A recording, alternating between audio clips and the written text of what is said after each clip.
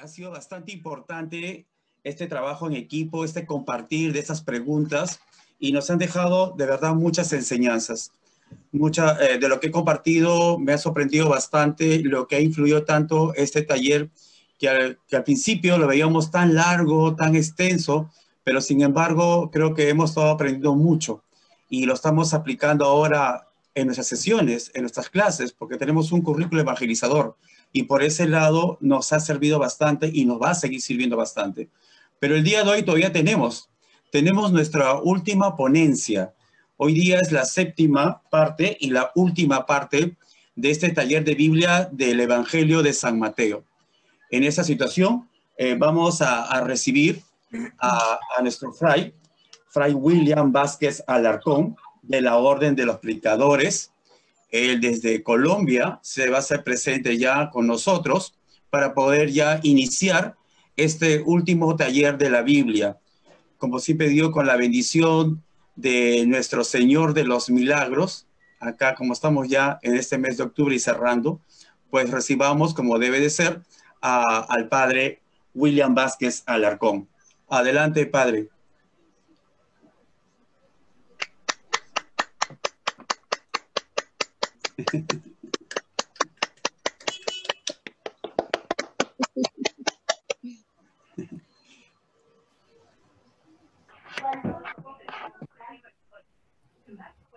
Creo que el padre todavía no ha llegado. Por favor, ¿me pueden confirmar? De repente está con otro nombre.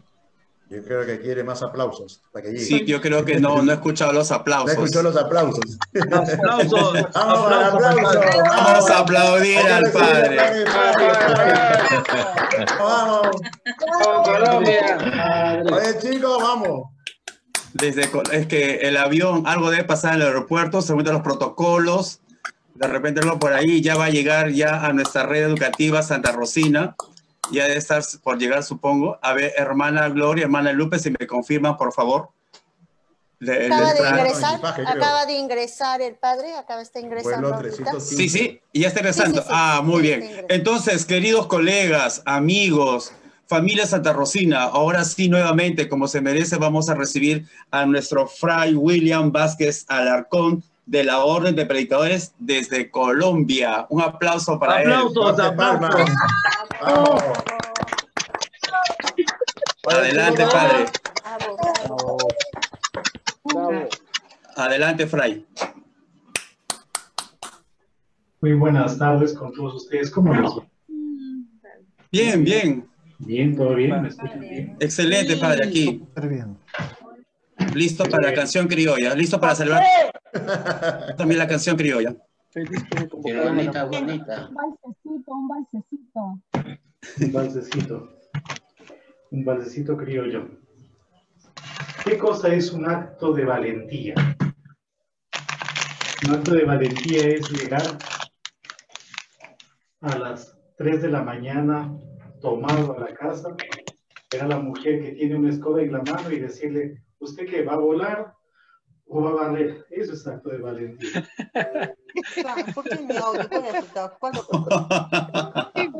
Qué buena, padre. Acá, mi imagen. La imagen. Su micrófono, padre, su micrófono para aprender. Ahora sí, gracias. Entonces, vamos a retomar, como les comentaba, nuestro temita. Y nos hemos quedado, pues, en el capítulo 26, 2, digamos, ¿no? Que podríamos leer también el 26.1. El 26.1 dice lo siguiente: cuando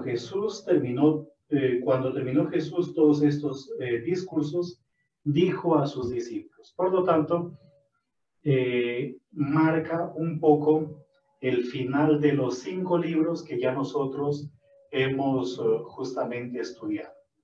Ya se acabaron todos los discursos. Ahora entramos en la 7ª parte del libro, o la parte conclusiva, ¿no? El tema de la conclusión. Y está en relación, como ya ustedes saben, básicamente pues con 3 cositas. La primera cosa es todo lo previo al juicio, digamos así, todo lo que tiene que ver pues con una actitud de Jesús en libertad. Después todo el tema del juicio y la muerte. Y luego el otro elemento, el elemento final, es básicamente la resurrección e igualmente el mandato misionero. Es decir, que vamos a encontrar pues dentro de esta sección, dentro de esta última parte, que son solamente tres capítulos, del 26 al 28, todo esto que les acabo de comentar. Ahora, lo primero que encontramos en el capítulo 26 es un poco la conspiración contra Jesús. Ya hemos visto en las partes anteriores, en los momentos anteriores, cómo ya de una u otra forma Jesús estaba, disculpen la expresión, como colmando la paciencia de las autoridades judías, por lo que ya están simplemente buscando el momento propicio, el momento oportuno para hacerlo a un lado. Fíjense lo que dice Jesús en el versículo 2. Ya saben que dentro de 2 días se celebra la fiesta de la Pascua y el Hijo del Hombre será entregado para que lo crucifiquen. Este texto es un texto que nos muestra a nosotros que estos relatos están siendo justamente narrados, contados, bastante tiempo después de los acontecimientos. Por lo tanto, no son textos históricos, totalmente históricos, sino que se trata más bien de una especie de interpretación de carácter teológico, pastoral, qué sé yo, con respecto a lo que sucedió con Jesús. Y luego dice, entonces se reunieron los jefes de los sacerdotes, pero aquí ya tenemos un dato interesante. ¿Saben ustedes que dentro de 6 días, y el primero en anunciar lo referente a la muerte de Jesús es el mismo? Porque incluso, curiosamente, en el versículo 3 es en donde se manifiesta ya este complot en contra de Jesús. Nos muestra, es un relato que nos muestra cómo Jesús es consciente de su situación y cómo Jesús sabe perfectamente lo que le va a suceder, lo que le va a pasar. Y marca la última semana de Jesús, ¿ya? La última semana, porque él está hablando dentro de 6 días será la Pascua. Y obviamente él va a ser presentado, aunque esto se ve más claramente en el Evangelio de Juan, como el Cordero de la Pascua. La Pascua es una fiesta judía que recuerda justamente la liberación, el paso de la oscuridad, de las tinieblas a la luz. Es conmemorativo de la salida de Egipto, justamente. Entonces, en el versículo 3 ya viene todo el complot. Entonces, se reunieron los jefes de los sacerdotes y los ancianos del pueblo en el palacio de Caifás, que era el sumo sacerdote, y acordaron en consejo arrestar a Jesús con engaño y darle muerte. Por lo tanto, ya el evangelista Mateo deja en claro que la muerte de Jesús es una muerte amañada, es una muerte hecha sin los requerimientos necesarios para poder condenar a alguien. Comenzando porque los judíos no podían condenar a muerte a nadie. Los romanos no les permitían a los judíos ejercer la pena capital con sus propias manos. En realidad los romanos no le permitían a ninguna de sus colonias hacer uso de la pena capital. Pero miren lo que dice, pero no durante la fiesta, pues no conviene amotinar o se podría amotinar el pueblo. Flavio Josefo, que es un historiador judío, él dice de que durante las fiestas, y recordemos que hay básicamente 3 grandes fiestas para los judíos que son de peregrinación.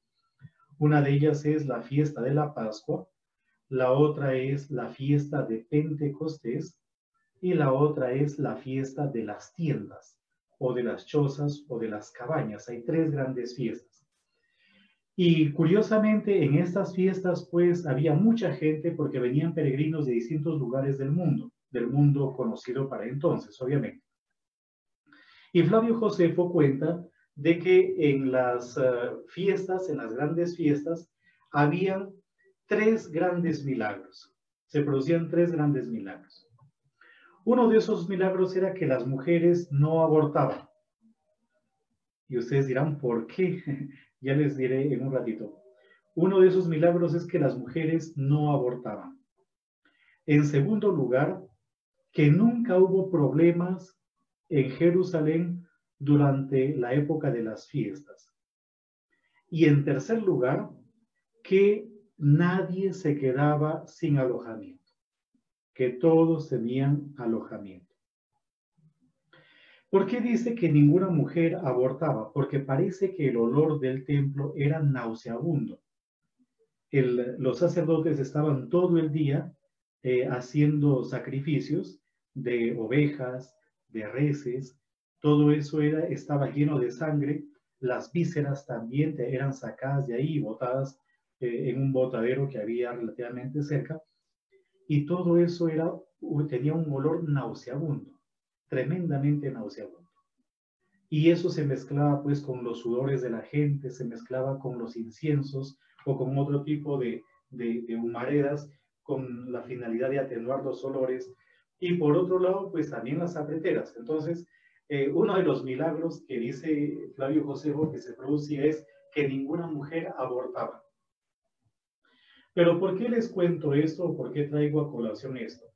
Porque nos da a entender la cantidad de gente que se podría haber congregado para las fiestas de peregrinación, particularmente para la fiesta de Pascua, que es una de las más importantes, pues, dentro del mundo judío, como lo es para nosotros. Para nosotros la fiesta más grande es la fiesta de Pascua, aunque también está la otra, la de Pentecostés, que también es importante. Nuestras fiestas son en el fondo herencia de las fiestas judías. Nosotros somos mucho más judíos de lo que podamos imaginarnos, tremendamente judíos. Entonces, el sumo sacerdote Caifás, pues dice, no conviene durante la fiesta porque hay mucha gente, ¿no? Que es un poco el reflejo de lo que efectivamente sucedía. Luego viene la unción en Betania. Esta unción se da, según el Evangelio de Mateo, en la casa de Simón el leproso. Pero hay también unciones en los otros evangelios. Hay unciones, por ejemplo, en el Evangelio de Marcos, en el capítulo 14 de Marcos, también en el capítulo 12 del Evangelio de Juan, 12 del 1 al 8. Y en el Evangelio de Juan, la que unge a Jesús en los pies es María, la hermana de Lázaro. En el caso del Evangelio de Mateo, no sabemos quién es la mujer. En el Evangelio de Lucas también hay una unción al comienzo del ministerio de Jesús, concretamente a finales del capítulo 7. Es una mujer pecadora que unge los pies de Jesús y él está en la casa de un fariseo, que no sabemos cómo se llama. La unción, en el caso de Lucas, no tiene que ver con la sepultura, como sí sucede en el Evangelio de Marcos, de Juan y obviamente en el de Mateo.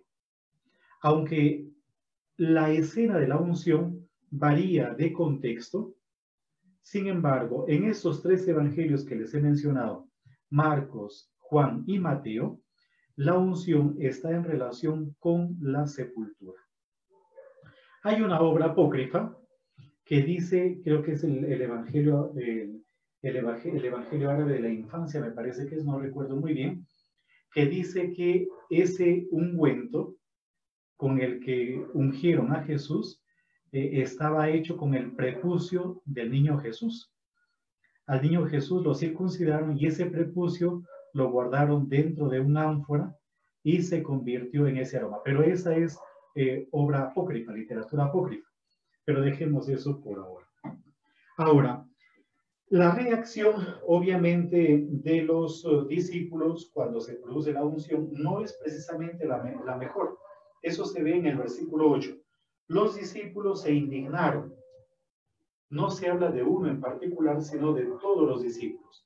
Mientras que en el Evangelio de San Juan, el que hace un comentario en esa línea es justamente Judas, porque era el que llevaba la bolsa común y al mismo tiempo el que se aprovechaba de los dineros que entraban dentro de la bolsa común. Pero eso le permite justamente a Jesús dar una especie de máxima o de sentencia. A los pobres los tienen siempre con ustedes, pero a mí no me tendrán siempre. Pero a mí no me tendrán siempre. Sin embargo, lo tenemos siempre. En el Evangelio de Mateo, Jesús está presente siempre, por ejemplo, donde 2 o 3 están reunidos en su nombre. Él está en medio. Pero también Él está en medio de la comunidad, y eso lo veremos a finales del capítulo 28. El último relato del capítulo 28 de Mateo.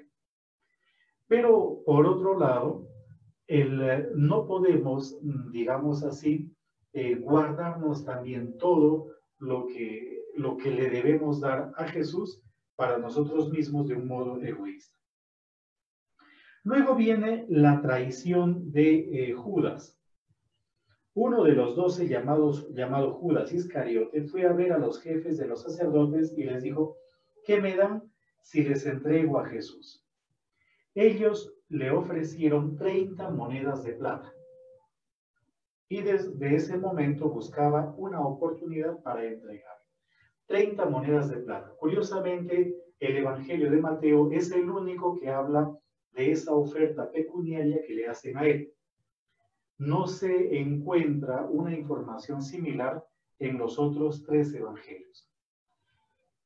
Parecería de que en realidad no se trata de un hecho histórico, sino más bien de una lectura o relectura de ciertos textos del Antiguo Testamento. Curiosamente, en el libro del Éxodo, capítulo 21, versículo 32, se dice que el precio de un esclavo que es asesinado o matado por un ganado es de 30 monedas. De 30 monedas. E igualmente en el libro del profeta Zacarías, en el capítulo 11, en los versículos 12 y 13, se habla de un juicio que los seres humanos le hacen a Dios. Una especie de valutación de los seres humanos a Dios. Y el precio es de 30 ciclos.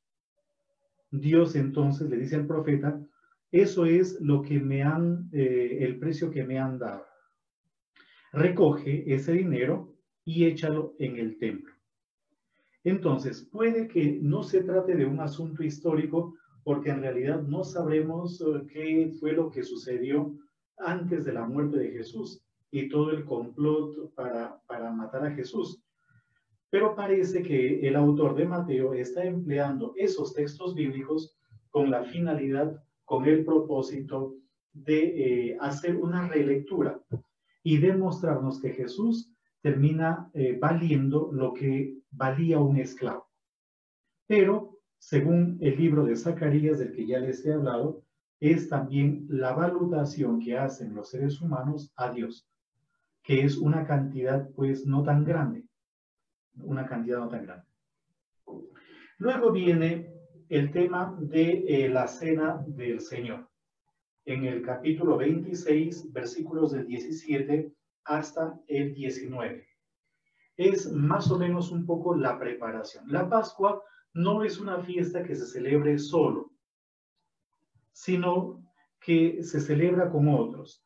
Si la familia, por ejemplo, es poco numerosa, puede invitar a los vecinos para que juntos celebren la fiesta de la Pascua. Entonces no hay que celebrarla sola.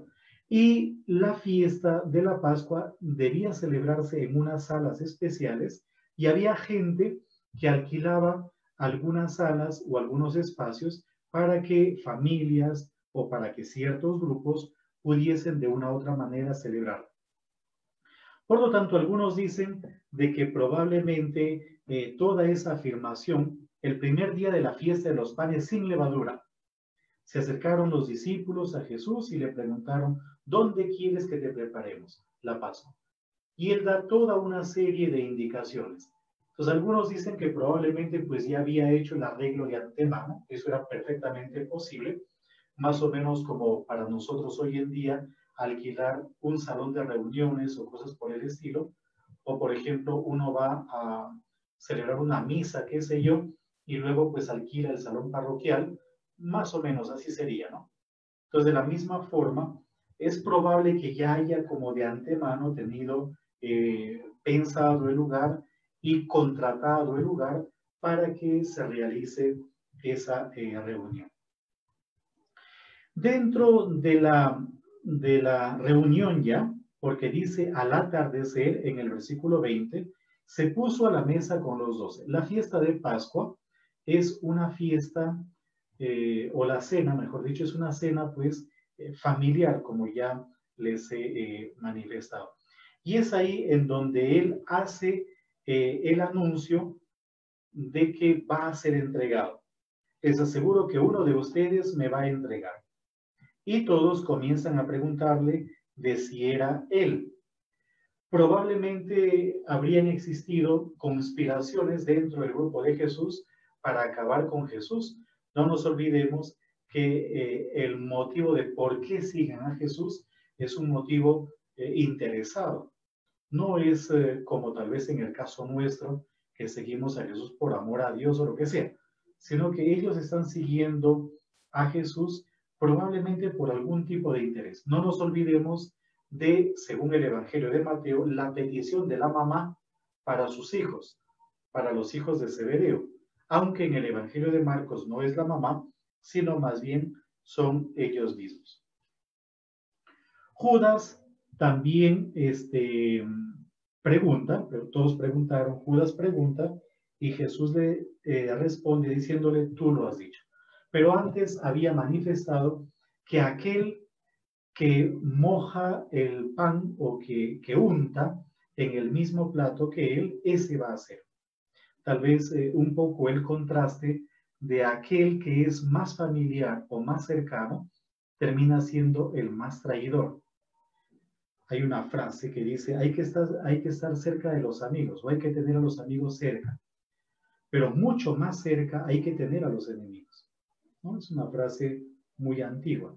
Hay que tener cerca a los amigos, pero mucho más cerca a los enemigos, ¿no? Entonces, es una frase, pues, que muestra hasta qué punto, por ejemplo, Judas podría haber tenido un grado de cercanía, de familiaridad, de confianza con Jesús. Y él termina siendo justamente el que entrega a su maestro. Luego viene la cena pascual, pero es concretamente la institución de la Eucaristía, lo que nosotros conocemos como la institución de la Eucaristía, los versículos 26 hasta el 30.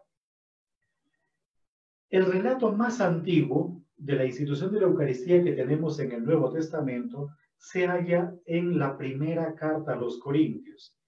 El capítulo, vean ustedes en sus Biblias, no sé si es el 10 o el 11, creo que es el 11, 10 u 11, uno de esos dos capítulos, ¿ya? Primera de Corintios 11 es en realidad el capítulo 11. Ahí se encuentra el relato más antiguo de la institución de la Eucaristía. Y dentro del Nuevo Testamento tenemos como dos relatos grandes. El de Primera de Corintios es tomado o retomado por el Evangelio de Lucas, mientras que el relato de Marcos va muy de la mano con el de Mateo, o al revés, el de Mateo va muy de la mano con el de Marcos.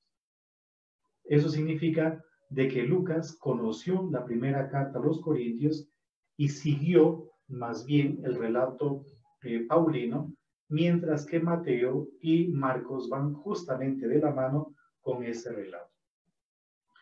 Obviamente, lo que se nos cuenta aquí ya es en un contexto en donde la Eucaristía formaba parte de la vida de las comunidades. Ellos ya están viviendo justamente en torno a una celebración conocida como la Cena del Señor. Curiosamente, en el Evangelio de Juan no aparece la institución de la Eucaristía, sino que en su lugar es presentada más bien la narración sobre el lavatorio de los pies. Pero el Evangelio de Juan, aunque no tenga la institución de la Eucaristía, es muy eucarístico. Curiosamente, en el Evangelio de Juan tenemos la multiplicación de los panes en clave netamente eucarística en el capítulo 6. Pero también tenemos toda una serie de discursos en torno al pan de vida. Pero ¿por qué no colocó el autor del Evangelio de Juan el relato de la institución de la Eucaristía? Porque él está presentando el lavatorio de los pies. Y él está haciendo toda una crítica a un rito vacío. Si la Eucaristía no me convierte a mí en un esclavo, en un servidor de los demás, en alguien capaz de lavar los pies a los otros, no sirve para nada, literalmente. Entonces, es toda una crítica la que hace el autor del Evangelio de Juan. La Eucaristía debe capacitarme a mí, debe moverme a mí a ser esclavo del otro, porque solo los esclavos eran los que lavaban los pies de los demás, los esclavos. Volvamos nuevamente a nuestro texto. Entonces, en esos versículos del 26 al 30 está lo que se conoce como la institución de la Eucaristía. Y luego viene del versículo 31 hasta el 35 lo que va a suceder. Y la reacción, obviamente, de Pedro y de los discípulos. Él les dice lo que le va a pasar en esa noche, citando al profeta Zacarías en el capítulo 13, versículo 7, heriré al pastor y se dispersarán las ovejas del rebaño. Y luego habla también de la resurrección, pero Pedro intenta interponerse frente a esa realidad. Pedro no acepta, ¿ya? Y Pedro le dice incluso que él pues está dispuesto a morir con Jesús. Si bien es cierto, hay uno que lo va a entregar, la muerte de Jesús terminará siendo escándalo para todos. ¿Qué significa escándalo en griego? Scandalizoma y el verbo. La palabra scandalizoma y el verbo en griego significa literalmente impedir que alguien avance en la dirección que está siguiendo. Por eso, la muerte de Jesús va a ser escándalo para los mismos discípulos en cuanto a los va a paralizar. No les va a permitir tal vez seguir caminando en la dirección que ellos habían pensado o que habían proyectado. Luego viene la oración en Getsemaní. Getsemaní literalmente significa prensa de olivos o prensa de aceitunas. Literalmente significa eso, prensa de olivos. Yo les voy a proyectar en este momento pues un mapa que ya lo conocemos, ¿verdad? Ya lo conocemos, pero es simplemente para que vayamos como poquito a poquito pues leyendo estos relatos. Entonces, miren, aquí donde está esta especie de burbuja, está Jerusalén. Arimatea, acuérdense de Arimatea porque vamos a hablar de José de Arimatea, un poquitito por lo menos mencionarlo. Arimatea está aquí. Después, aquí está Betania, Betfagé, Betania, donde fue la unción. Betania, de Betania a Jerusalén hay un promedio de 2-3 kilómetros, más o menos, aproximadamente. 2,5 kilómetros por allí. Por lo tanto, todo se centra ahora ya en Jerusalén. Getsemaní, aquí les tengo también unas imágenes. Es la imagen de acá. Aquí tenemos el Monte de los Olivos, el torrente Cedrón, está aquí. Getsemaní estaría aquí, miren, ahí dice Jardín de Getsemaní. Aunque hay un signo, si se fijan bien, hay un signo de interrogación. Porque hoy en día conocemos Getsemaní, vamos a Getsemaní, qué sé yo, pero, ¿cómo les podría decir? El lugar que nosotros tenemos es un lugar ubicado ya en el siglo II de nuestra era. No es un lugar tan antiguo que digamos, como sucede con casi todos los lugares de peregrinación en Tierra Santa. Los lugares son siempre, no son exactos. Hay algunos que sí son exactos, pero la mayoría se mueven dentro de una probabilidad. Entonces, familiaricémonos un poquito pues con este diseño. Aquí está el jardín de Getsemaní. Aquí está el torrente Cedrón. Todo esto, el valle del Cedrón. Aquí tenemos, fíjense, el valle del Tiropeón. Y aquí tenemos el valle del Ginón. Y donde se juntan los tres, donde está el valle del Cedrón, el Tiropeón y el Ginón, esta zona es la Gehenna. La Gehenna, seguramente ustedes habrán escuchado, que era un botadero de basura, la Gehenna. ¿Ya? Era un botadero de basura. Por eso Jesús habla de que si tu mano es ocasión de pecado, córtatelo y tírala. Él está hablando de la Gehenna, del basurero de la ciudad. Ahora, hay dos Gólgotas, un Gólgota aquí arriba, fíjense, y otro aquí. El de arriba es el invento de un protestante del siglo XIX, de un general apellidado Gordo. A este no le vamos a prestar atención. ¿Ya? En cambio, el otro Gólgota es el que está aquí. Y fíjense que se encontraba, como lo veremos después, fuera de las murallas de la ciudad. Esto que está en un color rosado intenso era la ciudad en la época de Jesús. Si miran ustedes el mapa de Jerusalén hoy en día, el Gólgota queda prácticamente dentro de la ciudad. La ciudad se extendió por este lado. Lo que nosotros vemos hoy en día es ya de la época del Imperio Otomano, turco-otomano. Aquí tenemos otro mapa, es básicamente similar al anterior. Aquí está el Valle del Cedrón, aquí está Getsemaní, fíjense. Aquí está Getsemaní, aquí está el Gólgota, en este lado, el Gólgota. ¿Sí?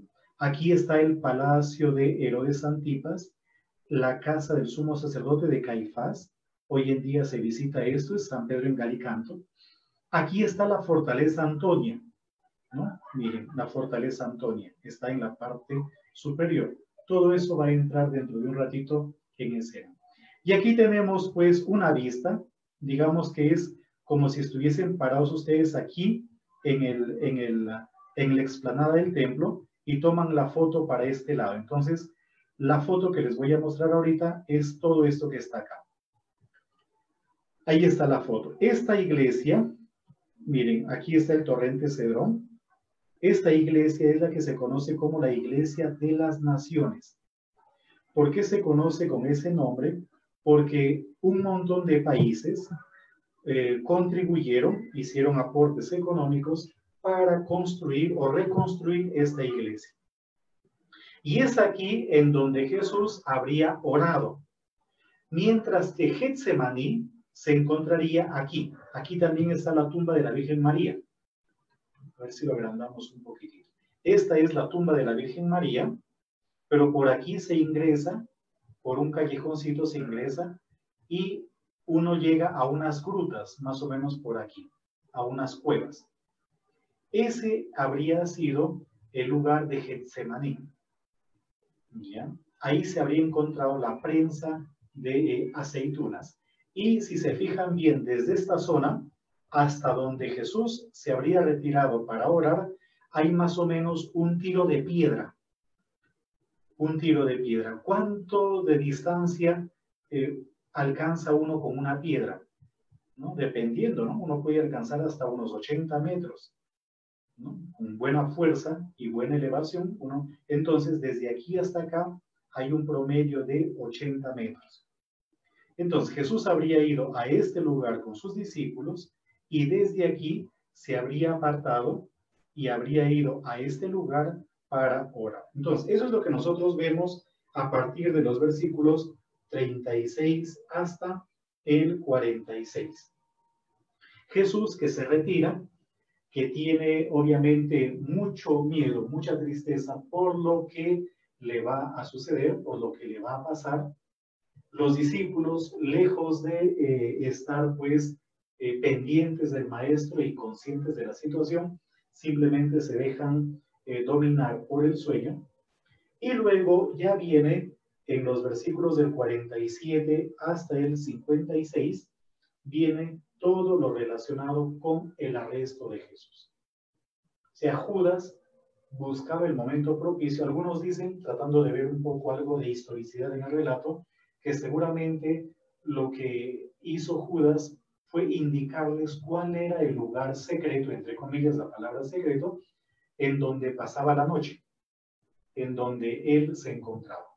Porque los que van lo hacen de noche justamente, hasta el punto de que los discípulos pues están durmiendo. La consigna o la contraseña que les había dado Judas es que aquel a quien le diera un beso, ese sería. Y era pues muy común saludar al maestro con un beso. En el Evangelio de Juan, el asunto no funciona tanto porque ahí hay todo un diálogo, Jesús que incluso dialoga con los que lo van a arrestar, qué sé yo. En cambio aquí no. ¿Ya?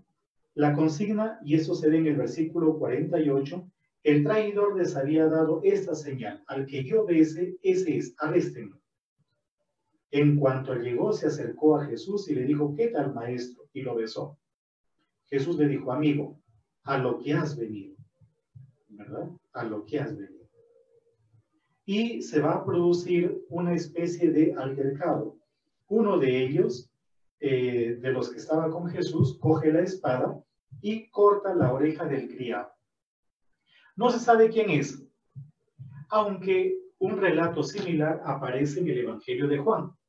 Pero en el Evangelio de Juan, el que desenfunda la espada es Pedro. Y el nombre de la víctima, o sea, del que perdió la oreja, también se sabe por el Evangelio de Juan. Es Malco, que era el criado del sumo sacerdote. Malco. ¿Ya? Y Jesús termina haciendo en el Evangelio de Juan un milagro. Aquí no se percibe justamente eso, pero sí una máxima de Jesús. Guarda tu espada, que el que pelea con espada, a espada morirá. Es una frase que ha quedado ya muy en el ámbito popular, ¿no? El que a hierro mata, a hierro muere, ¿sí? El que a espada mata, a espada muere también. Ahí habla de Jesús, de la posibilidad que él tiene de librarse y de una forma extraordinaria de ese suceso trágico, invocando a su Padre y pidiéndole que le envíe pues legiones de ángeles. Sin embargo, lo que hace el autor del Evangelio de Mateo es mostrar la disponibilidad y la sumisión de Jesús para cumplir con la voluntad del Padre. Y obviamente, para mostrar cómo Jesús va en sintonía, obviamente, con los profetas. Ningún profeta ha terminado, como les comentaba la semana pasada, de una forma buena. Todos los profetas han terminado en un modo trágico. Luego ya viene el juicio. Ya llevan a la casa de Caifás a Jesús. Entonces veamos nuevamente, pues aquí está, ¿ven? La casa del sumo sacerdote de Caifás está aquí. Hoy en día es la iglesia de San Pedro en Galicanto. San Pedro en Galicanto. A ver si les encuentro aquí una imagen. Busquemos, a ver, San Pedro. Ahí está, ¿no es cierto? Galicanto. Miren, hoy en día es esta iglesia, a ver si les presento una foto un poco panorámica. A ver si hay una foto panorámica que nos permita ver, pues, bien el San Pedro en Galicanto. Esta como que nos permite ver un poquitito. Esta sería. Es una iglesia, pues, construida. Aquí está. Miren San Pedro en Galicanto. ¿Ya? Y obviamente aquí hay unas escaleras por donde Jesús habría subido y habría bajado. A ver si les encuentro también las escaleras. Jesús que sube libre. Miren, estas son las escaleras. Estas son, aquí tienen, este relieve es muy bonito. Jesús que baja por ahí ya, preso. Ya es un relieve hermosísimo. Y aparecen allí, aquí está, desgraciadamente es muy pequeña, pero es un relieve que nos muestra a Jesús bajando libre y sube preso, ¿no? Y sube preso, sube encarcelado. Por ahí debe haber otro relieve. Aquí está, en el mismo camino. Entonces, Jesús bajó libre, pero es subido hacia la casa de Caifás, ya preso. ¿Ya? Y hay unas escaleras, se conservan unas escaleras de la época de Jesús. Miren, estas de acá. Aquí se ven muy bien las escaleras. Por donde Jesús habría sido conducido. Aquí está esto. Por donde Jesús habría sido conducido. Y aquí están los relieves de los que les hablé. Esos relieves están aquí. Entonces, volviendo nuevamente al mapa, a este mapa, a Jesús lo habrían arrestado y lo llevan por aquí, por esta parte, lo habrían llevado hasta la casa del sumo sacerdote Caifás. Por eso, este diseño muestra cómo lo suben por esa escalera, lo suben pues encadenado, ¿no? Lo suben después de haberlo arrestado. Entonces Jesús va a la casa del sumo sacerdote Caifás, ahí se produce un interrogatorio y es interesante porque comienzan a buscar testigos. Fíjense que el juicio a Jesús se da, como se dice en el Perú, entre gallos y medianoche, y quieren hacerlo lo más pronto posible, quieren ejecutar. Todo lo hacen en la noche. ¿Ya? No es un juicio bien organizado. A él lo apresaron de noche, no sabemos la hora, después de haber estado en la cena de Pascua, y ahí mismo se produce un juicio y al siguiente día ya lo están ejecutando. Al siguiente día. Y dice que al final presentaron 2 testigos falsos en el versículo 60 del capítulo 26. Para condenar a muerte se necesitaba efectivamente el juicio o la acusación de 2 testigos, que sean hombres y que sean libres. Pero esos de acá lo que hacen es básicamente acusar injustamente a Jesús. Hasta que al final pues viene justamente la sentencia de parte de Caifás, que Jesús es merecedor de la muerte. Luego viene la negación de Pedro, que curiosamente se da en la casa de Caifás, aquí dentro, en esta iglesia, digamos en esta zona. Ahí está la prisión de Jesús. Cuando uno visita Tierra Santa, ahí adentro hay una cisterna, varias cisternas, pero una de ellas es presentada como la prisión de Jesús. Y ahí se encuentra, en la actualidad hay una estatua, un monumento, que recuerda justamente la negación de Pedro a Jesús. Esto de acá. Está dentro del mismo recinto. La escalera viene por ahí, por un costadito. A ver si encuentro otra por aquí. No, abramos esta imagen. Aunque está chiquitita, pero está pequeñita la imagen, pero pues ahí está. La escalera viene por un costadito, por esta parte negra, y llega a la escalera antigua, y uno se encuentra con Pedro, y las 3 veces que negó pues a Jesús, y obviamente el gallo en la parte alta de la columna. Y esta iglesia en la actualidad se llama San Pedro en Galicanto, ¿no? Es decir, San Pedro en donde cantó el gallo, Entonces ahí viene la negación de Pedro. Y parece que lo del gallo hay que entenderlo en dos direcciones. Por un lado, gallo era la trompeta que tocaban los soldados para el cambio de guardia. porque se hacían, como les comenté en alguna ocasión, se hacían turnos de más o menos 3 horas durante la noche, las vigilias. Y cada vez que se tocaba la trompeta, a ese toque de trompeta militar se le denominaba como el canto del gallo. Pero también podría tratarse de un gallo de verdad, E incluso hay una obra apócrifa que se llama El Evangelio del Gallo. Y es que este gallo, según esa obra apócrifa, después lo cocinaron, ya lo metieron en la olla ya sin plumas, y el gallo sin plumas saltó de la olla y comenzó a contar todo lo referente a Jesús. Es una obra apócrifa, obviamente. Pero en el Evangelio de Job, el gallo es presentado como uno de los animales más inteligentes. ¿Por qué motivo? Porque es capaz de discernir, de darse cuenta en qué momento termina la oscuridad y comienza la luz, en qué momento se acaba la noche y comienza el día. Sea lo que fuere, lo que se nos muestra allí es justamente la negación, las 3 veces pues que niega Jesús a Pedro, y al final termina de esa manera el capítulo 26.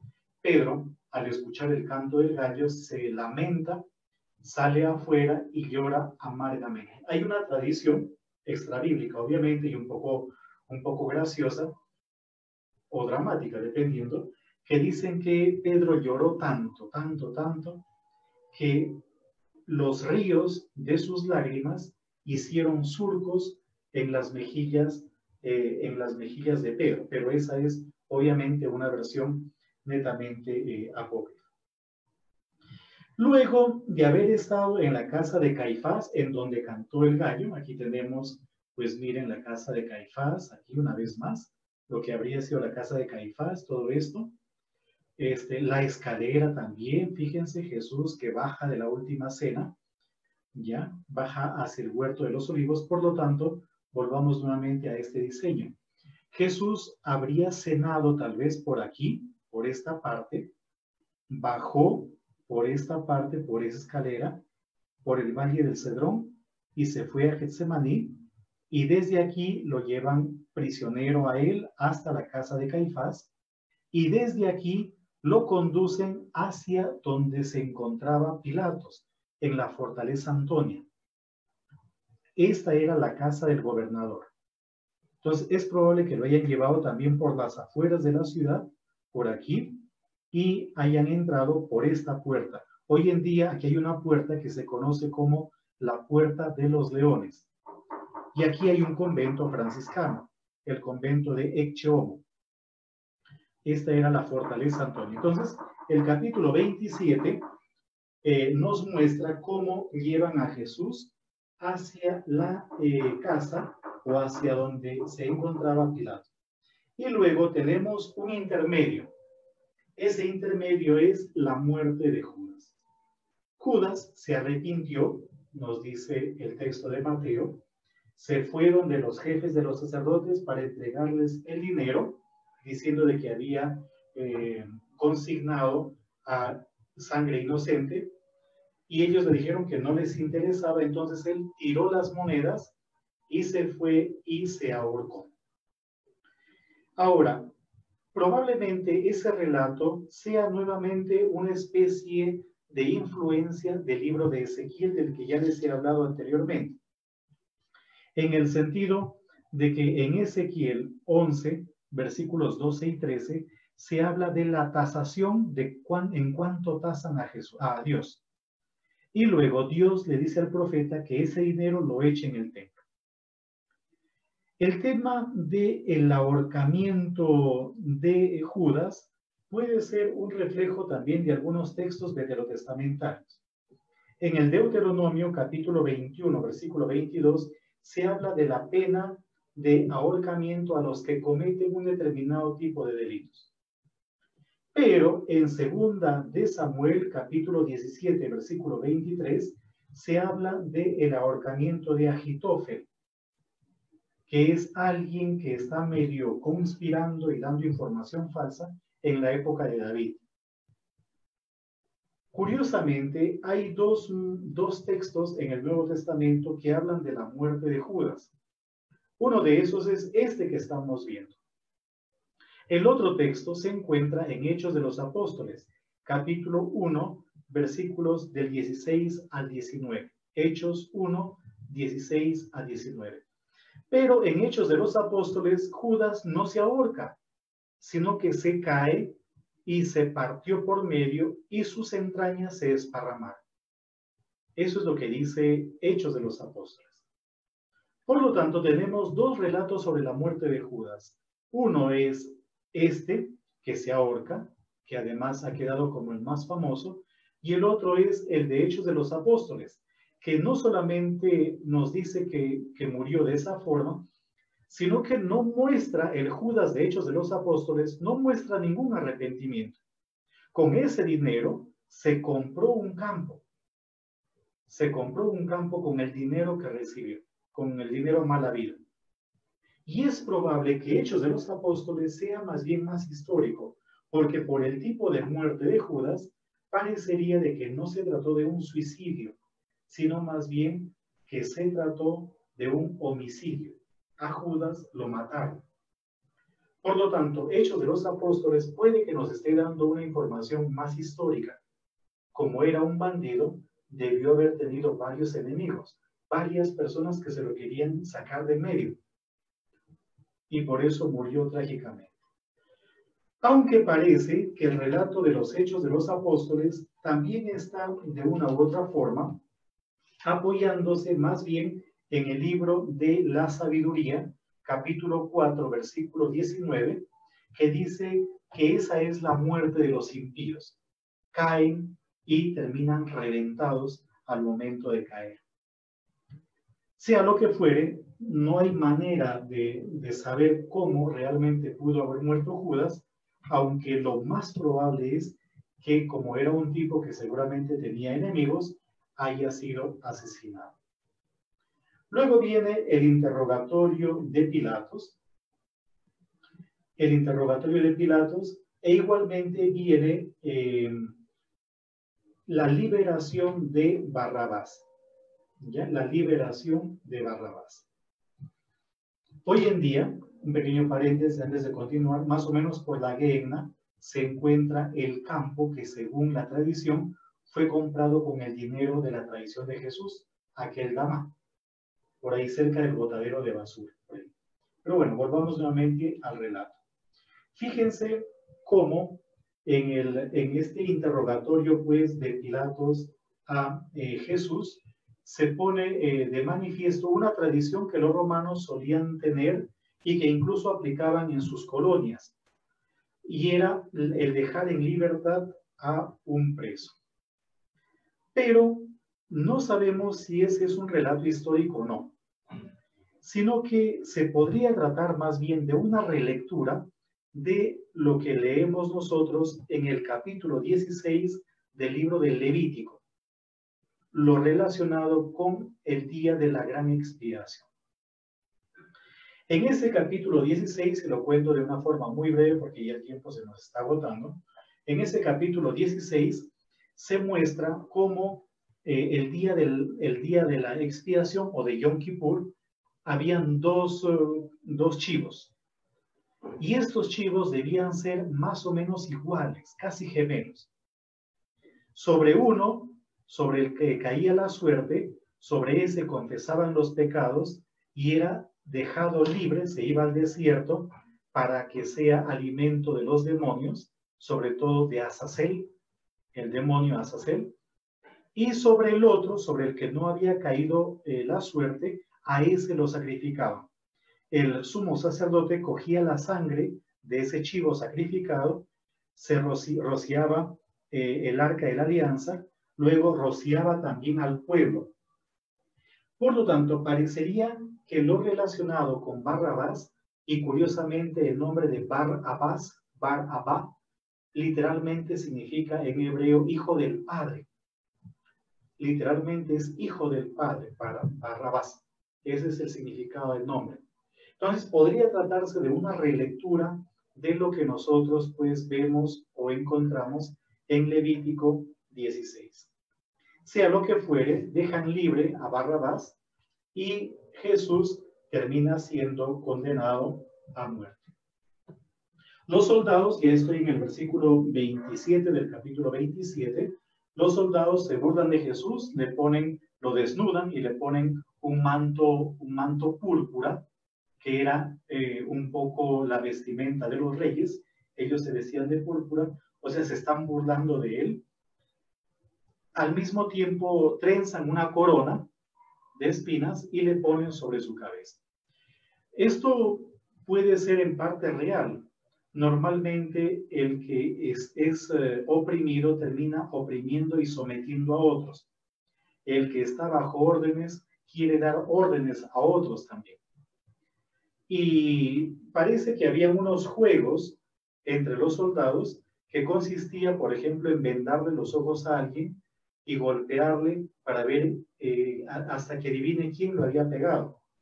Y cuando adivinaba, ya cambiaban, ese que había sido descubierto era vendado y los otros lo golpeaban. Entonces parece que eran unos juegos que existían en la época y que aquí lo están aplicando con crueldad, obviamente con saña, con Jesús. Un dato que no lo he comentado, pero que vale la pena, un poquito antes, la mujer de Pilatos le dice a Pilatos que había tenido un sueño horrible con respecto a Jesús, que no hiciera nada en contra de él.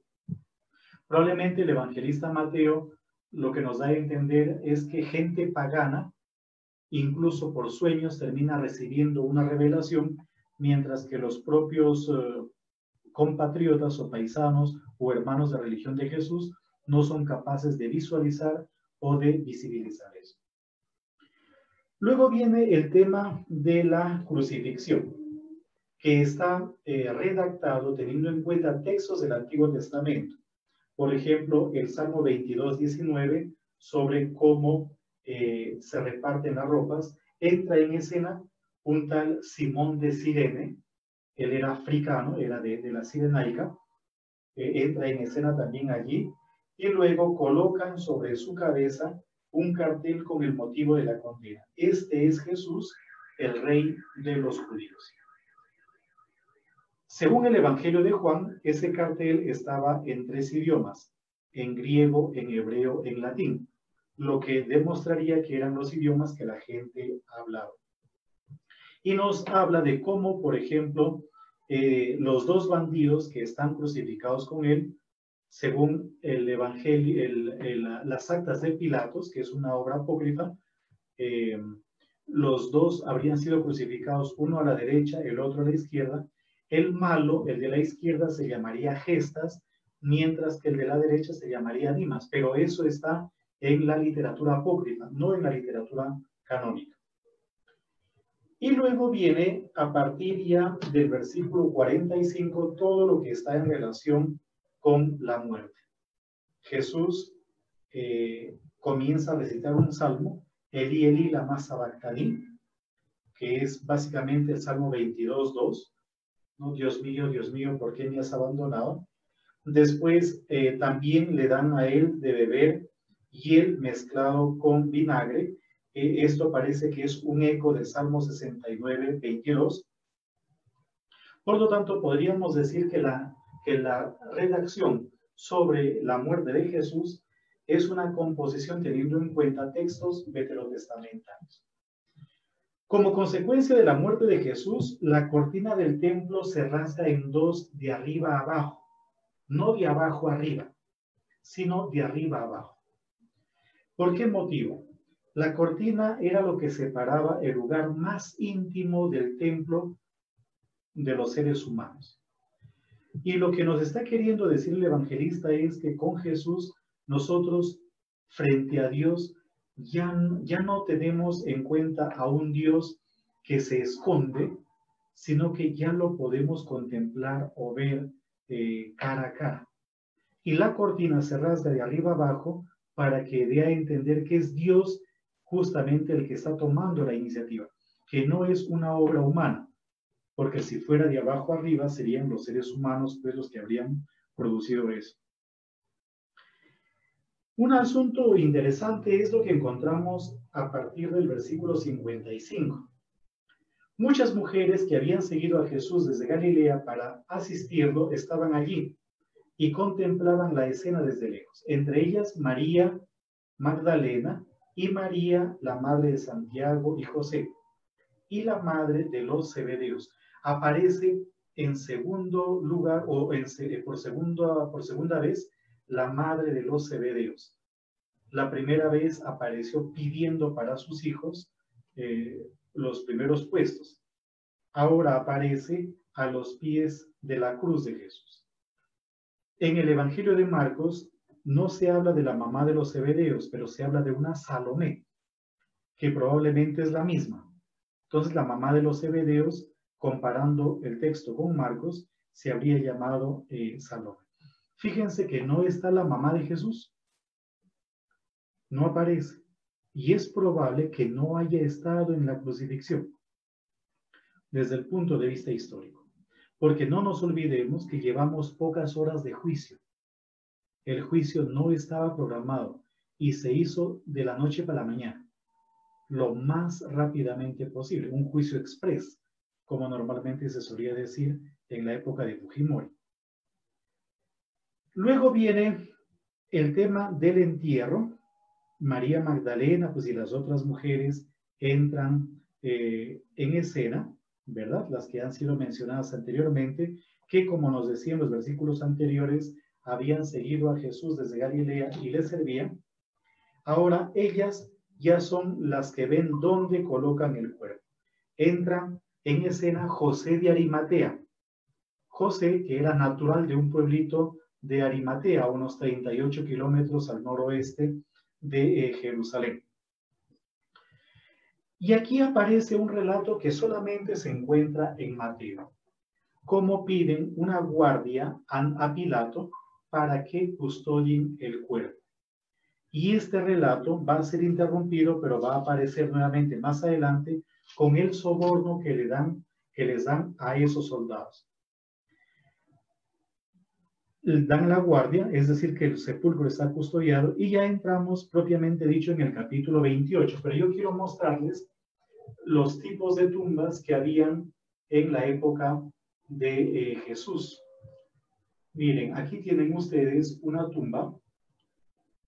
Desapareció, no, más atrás está. Más atrás. Aquí. Esta es una tumba judía. Entonces, miren, aquí tienen ustedes una rueda, una rueda de piedra. Esta piedra se hace correr y se termina sellando la tumba. Pero también había, aquí tienen otro, una piedra mucho más grande. Esta piedra por lo menos pesa sus 500 kilos o más. ¿Ya? Entonces, una vez que metían dentro al cadáver, la piedra era corrida, era rodada. Pero también había otro tipo de sepulcro, tipo corcho.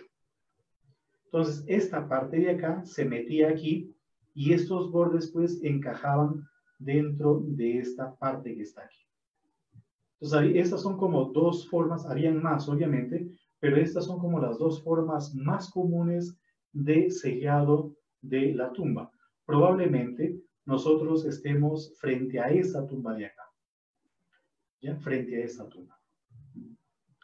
Ahora van entonces al sepulcro y ya el capítulo 28 está en relación con la resurrección. Yo quiero presentarles un video muy chiquito sobre cómo habría sido el lugar de la sepultura de Jesús. ¿Cómo habría sido eso? Vamos a ver si me permiten.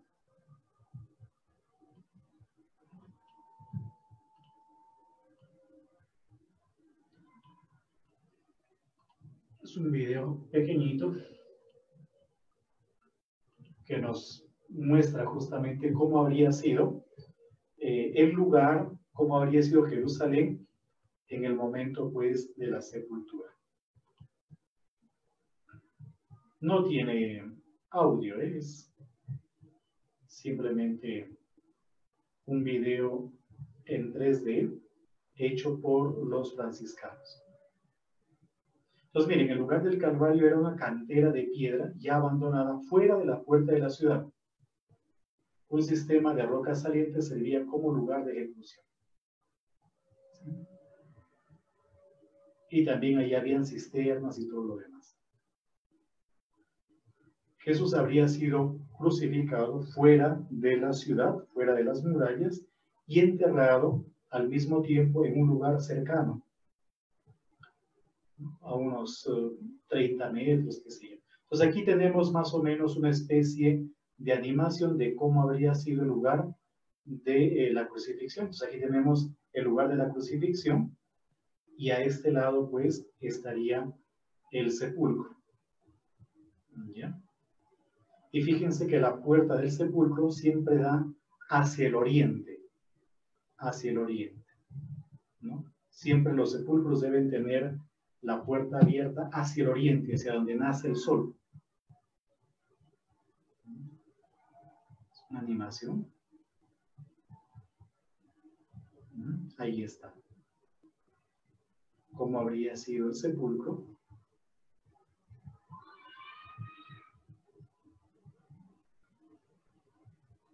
Dentro, ¿cómo habría sido la tumba?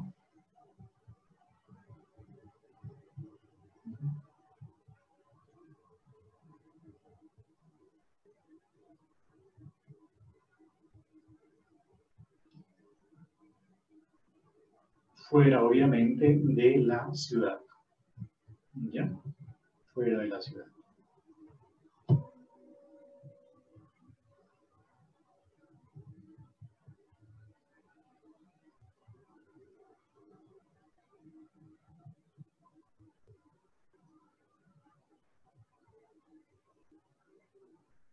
Así habría sido el terreno.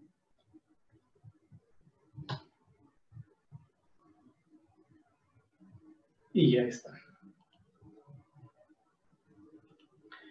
Bien, llegamos entonces al capítulo 28, que es el último del Evangelio, y ahí se nos narra a nosotros esa especie de resurrección de una forma sorprendente de Jesús. Cómo vienen unos ángeles y mueven la piedra. Ya, los guardias terminan quedando como desmayados, en cambio las mujeres reciben una especie de anuncio de la resurrección de Jesús. Luego viene como la continuación de lo referente a los guardias, a partir del versículo 11, del 11 al 15. Es el soborno que les dan a los guardias. Y curiosamente, ese dinero que reciben es para que afirmen que mientras dormían, los discípulos de Jesús vinieron y se robaron el cuerpo. El único texto que trae eso es Mateo. Los demás evangelistas no lo traen. Pero esa es la afirmación que los judíos tienen hasta la actualidad. Si ustedes hablan con un judío, el judío les va a decir exactamente lo mismo, que ellos no creen en Jesús, porque los discípulos, en la resurrección de Jesús, porque fueron los discípulos los que se robaron el cuerpo de Jesús. Y finalmente llegamos a la misión universal. Poco antes de la ascensión, justamente, ¿ya? Jesús les da unas recomendaciones que al final de cuentas, si se acuerdan bien, yo ya hice mención de esto al comienzo, casi al comienzo de nuestros encuentros. Este podría ser más bien un texto que refleja cómo habrían sido las comunidades o la comunidad en las que se escribió ese texto. Dice: los 11 discípulos fueron a Galilea, a la montaña donde Jesús les había citado. Al verlo, lo adoraron. Ellos, que habían dudado, Jesús se acercó y se dirigió a ellos con estas palabras. Lo adoraron. Y hay todo un reconocimiento de la divinidad de Jesús, porque la adoración es dada solamente a lo divino. ¿Qué dice Jesús? Dios me ha dado autoridad plena sobre el cielo y la tierra. Vayan y hagan discípulos a todos los pueblos y bautícenlos para consagrarlos al Padre, al Hijo y al Espíritu Santo. Tal vez lo que dice es bautícenlos en el nombre del Padre y del Hijo y del Espíritu Santo. Es la única fórmula trinitaria para el bautismo en todo el Nuevo Testamento y en toda la Biblia.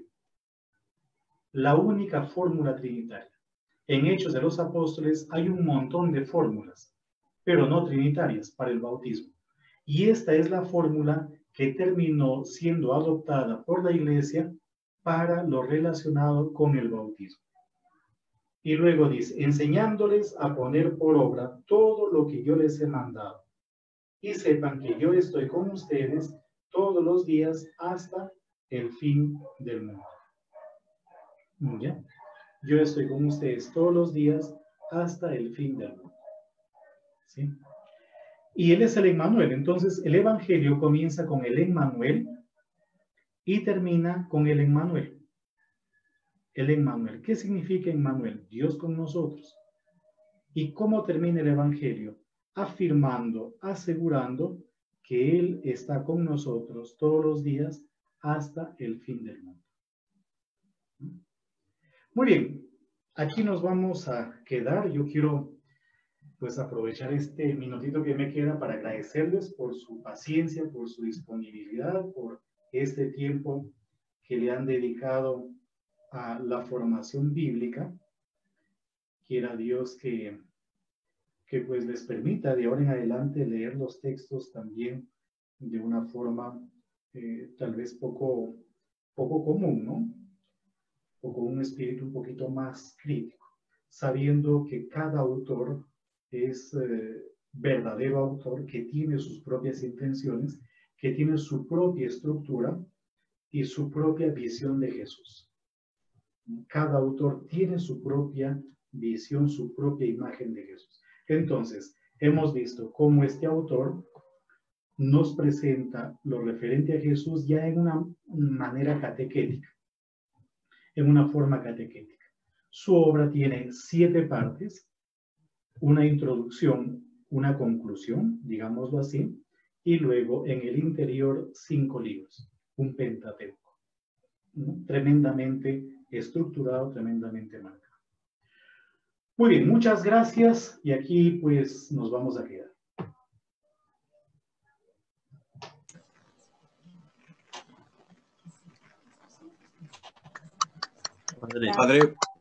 Padre, muchísimas gracias, de verdad.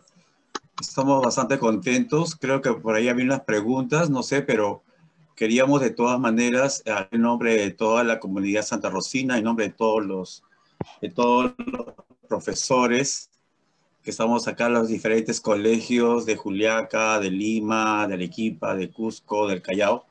Muchísimas gracias, Padre Fray William, por todo lo que nos ha enseñado en todo este taller. Nos está sirviendo de mucho, de verdad, y todavía tenemos mucho que hacer con todo lo que nos está dejando. Nuestro corazón santarrocino está lleno de gratitud hacia usted y que bueno, que siempre le pedimos la bendición de San Luis Bertrán allá de Colombia para usted, Padre.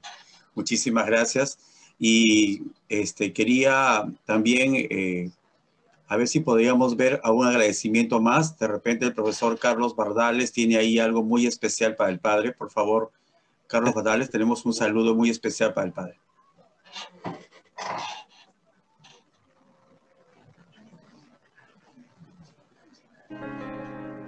Familia Santa Rosina, buenas tardes. Mi nombre es Leslie, pertenezco al Colegio Santa Catalina de la ciudad de Juliaca y quiero empezar con esta pequeña oración que repetimos siempre en la Eucaristía antes de comulgar.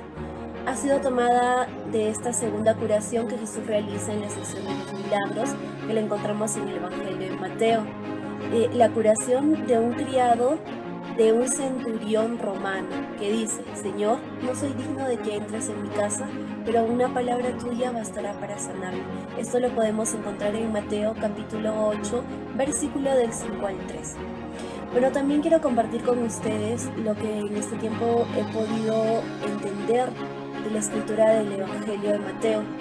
Bueno, entiendo que Mateo escribió este evangelio con el fin de proporcionar a sus lectores un relato de un testigo ocular de la vida de Jesús. asegurarles que Jesucristo es el Hijo de Dios y el Mesías tan esperado que los profetas del Antiguo Testamento habían anunciado, y demostrar que el reino de Dios se manifestó en Jesucristo de una manera sin precedentes. A Mateo le interesaba dar a entender que la mayor parte de Israel rechazó a Jesús y su reino, negándose a creer porque vino como Mesías espiritual y no como un político, y que solo al fin del mundo Jesucristo vendrá en gloria como Rey de Reyes, a juzgar y gobernar a las naciones. Eso es lo que hemos podido entender del Evangelio de Mateo. Agradecer por esta escuela de Biblia brindada en este tiempo. Un abrazo a la distancia a cada uno de ustedes y hasta la próxima. Muy buenas tardes, comunidad Santa Rosina. El día de hoy quiero iniciar este mensaje con la siguiente frase: donde hay 2 o 3 reunidos en mi nombre, allí en medio de ellos estoy yo. Y es que es lo que nosotros hemos venido realizando viernes tras viernes, acompañados de Fray William, quien con todas sus enseñanzas nos ha mostrado un poco más acerca del Evangelio de San Mateo. No olvidemos resaltar el amor al prójimo, ¿sí? Amar al prójimo como a uno mismo. Entonces nosotros como docentes no olvidemos hacer eco de todas las enseñanzas de Fray William. Sí, a algunos quizá nos habrá despejado algunas dudas y a otros nos ha abierto un nuevo conocimiento, algo que quizá nosotros ignorábamos, dejándonos las parábolas, los milagros, lo más importante aún, las enseñanzas de Jesucristo, las enseñanzas que Él nos dejó. Entonces, Fray William, estamos muy agradecidos con usted por todos los conocimientos que nos ha podido dar y espero que, nos volvamos a reencontrar en una próxima oportunidad. Hasta luego, muchísimas gracias.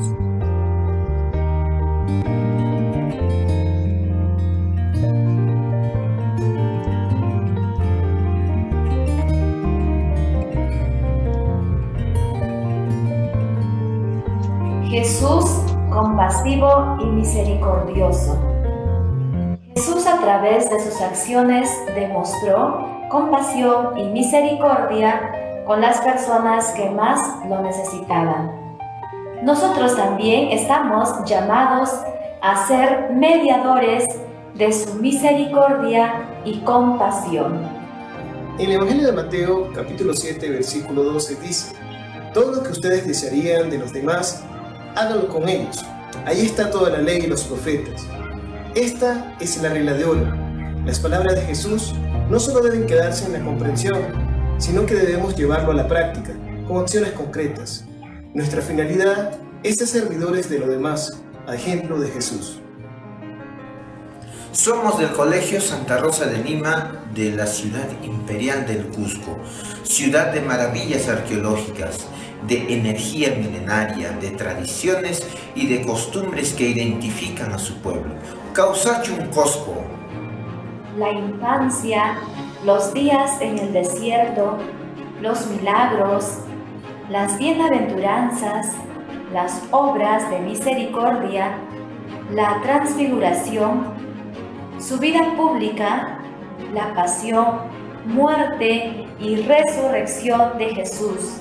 Son manifestaciones que trascienden en nuestra humanidad. Las palabras en el Evangelio de Mateo nos animan a continuar en el camino de la evangelización, siendo instrumentos de Dios. Teniendo en cuenta que el reino de los cielos está con nosotros en la presencia de Jesús. Por todas estas enseñanzas, Fray William, estamos inmensamente agradecidos.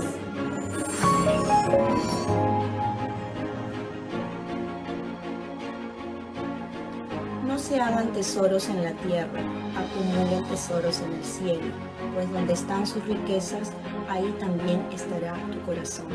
El Colegio Parroquial San Columbano de la ciudad de Lima quiere expresar su profundo agradecimiento al Reverendo Padre Fray William Vázquez Alarcón por todo el tiempo, la paciencia y la entrega para que nosotros conozcamos y aprendamos la importancia del Evangelio de Mateo. Durante este tiempo de estudio que hemos compartido con la familia Santa Rosina para conocer sobre el Evangelio de Mateo, servido para volver a reencontrarnos con nuestro Padre.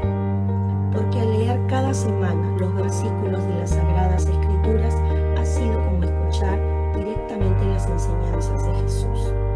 Ese Jesús que es el Hijo de Dios, el Hijo de David, el nuevo Mesías, el que viene a traernos el mensaje de Dios, su Padre, nuestro Padre. Es siempre mensaje de amor, de servicio, de verdad, de justicia, de libertad y de paz.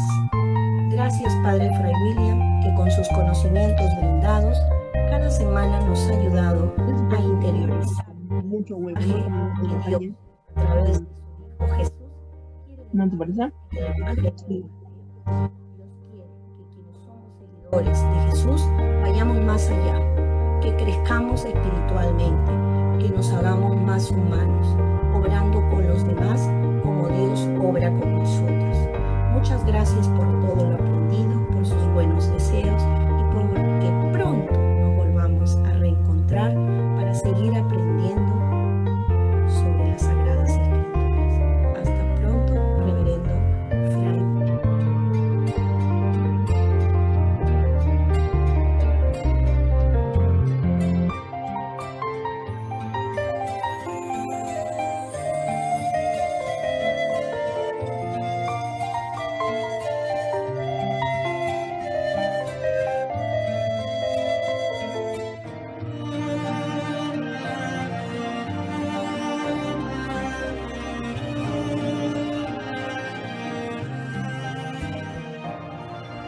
Buenas tardes, Fray William.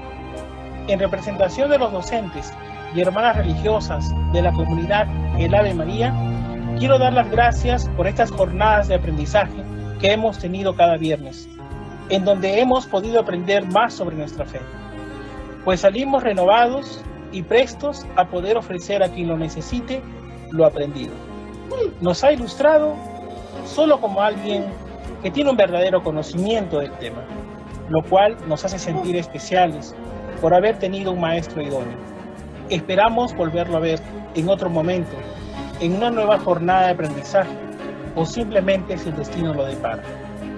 Finalmente, reitero el agradecimiento y solo nos corresponde a nosotros, los maestros del Ave María, asumir con responsabilidad nuestra tarea de docentes al frente de nuestros estudiantes. Muchas gracias, Fray William. El Colegio Niño Jesús de Praga, como parte de esta comunidad de maestros santarrocinos, expresamos un sincero agradecimiento a usted, Fray William Vázquez, por compartir su valioso conocimiento sobre las Sagradas Escrituras. Valoramos su paciencia, su voluntad y su carisma en la enseñanza del Evangelio, que es columna vertebral y parte fundamental de la formación del docente santarrocino. Somos creyentes que cada uno se lleva algo especial de este curso y nos sentimos preparados para evangelizar, para dar a conocer el rostro de Dios compasivo y misericordioso, ese mismo rostro que el Evangelio de Mateo nos muestra en cada uno de sus capítulos y versículos.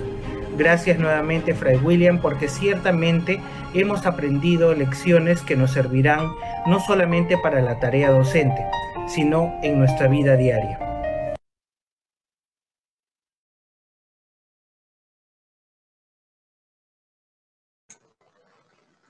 Gracias, Padre William. Muchas gracias. Esa sonrisa nos da mucha satisfacción, mucha alegría de saber que sí, nos vamos aprendiendo mucho y gracias de todo corazón, Padre. Quisiera que nos acompañe, porque no podemos estar sin nuestro Jesús, sin nuestro Dios presente. Vamos a hacer la liturgia de la palabra en esos momentos. Nos vamos a unir todos juntos como familia santarrocina para agradecerle a Dios por esos momentos. Vamos a hacer la liturgia de la palabra con la participación de todos los colegios de la red. Vamos a empezar con Santa Rosa de Lima de Cusco, con Santa Catalina de Juliaca, con San Columbano, con el Niño Jesús de Praga, con Santa Rosa de Lima y Ave María de Arequipa, y terminamos con las hermanas dominicas. Empecemos entonces la liturgia de la palabra con Santa Rosa de Lima de Cusco y la canción de entrada. Adelante, por favor.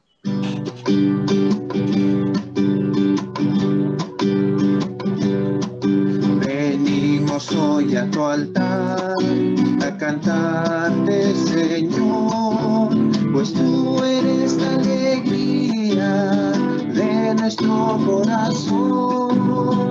Tú eres la alegría de nuestro corazón.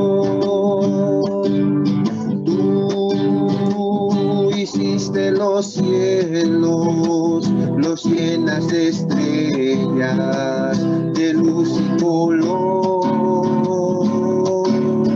Tú pintaste la aurora, hiciste las nubes, las puestas del sol. Acompañamos con las palmas. Venimos hoy a tu altar a cantarte, Señor, pues tú eres la alegría de nuestro corazón. Tú eres la alegría de nuestro corazón. Venimos hoy a tu altar a cantarte, Señor, pues tú eres la alegría de nuestro corazón.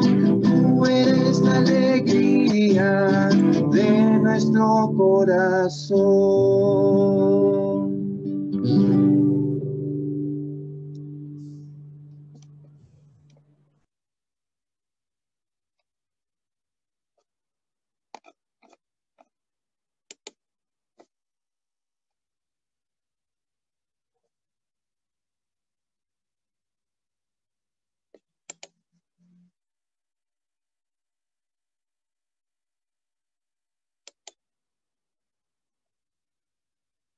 Tu micro, Ernesto. Comenzamos con el Salmo con el Colegio Santa Catalina de Juliaca.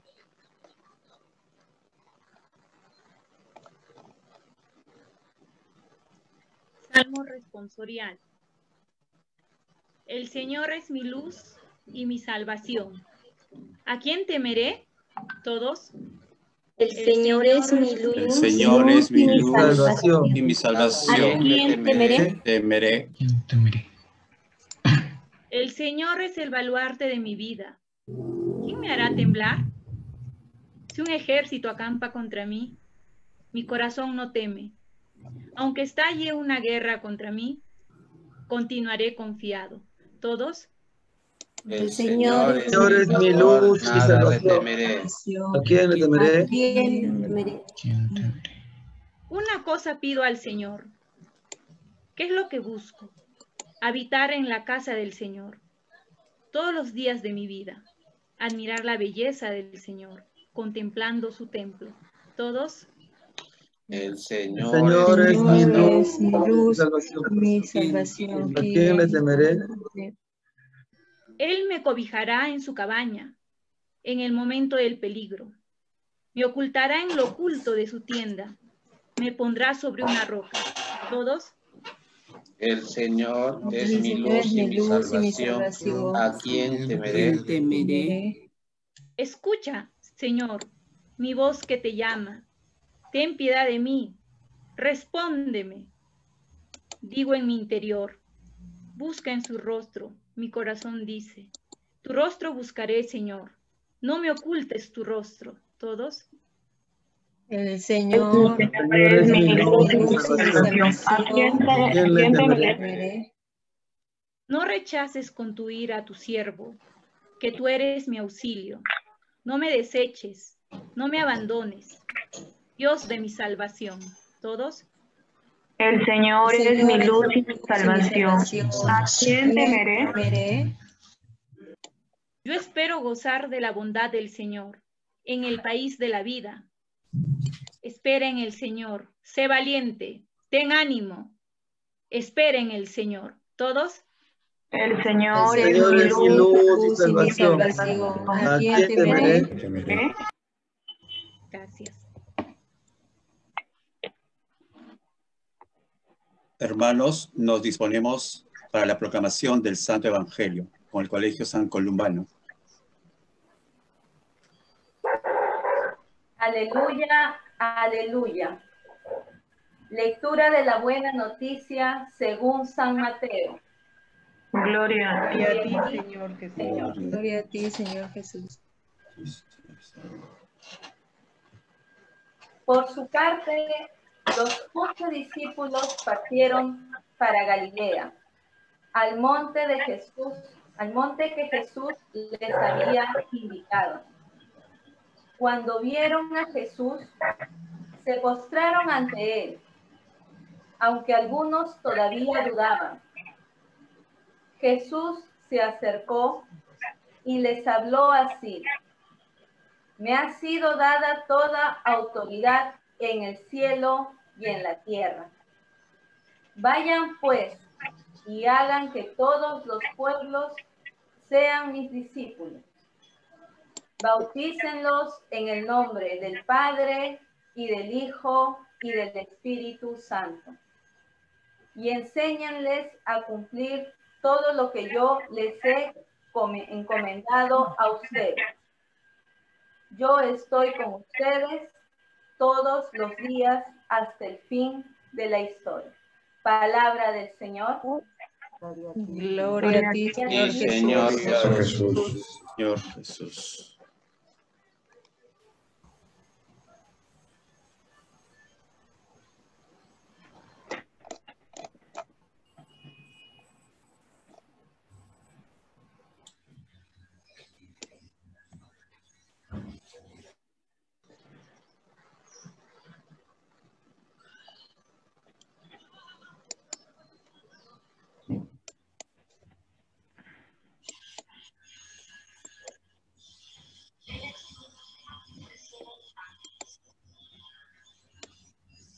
Profesor Pedro, su micro, por favor.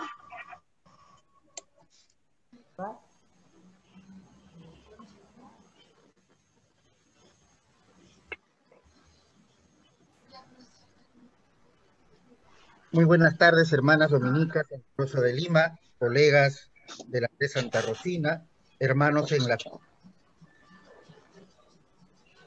Llegamos a la conclusión de nuestro taller de Mateo y hemos escuchado la parte final del Evangelio.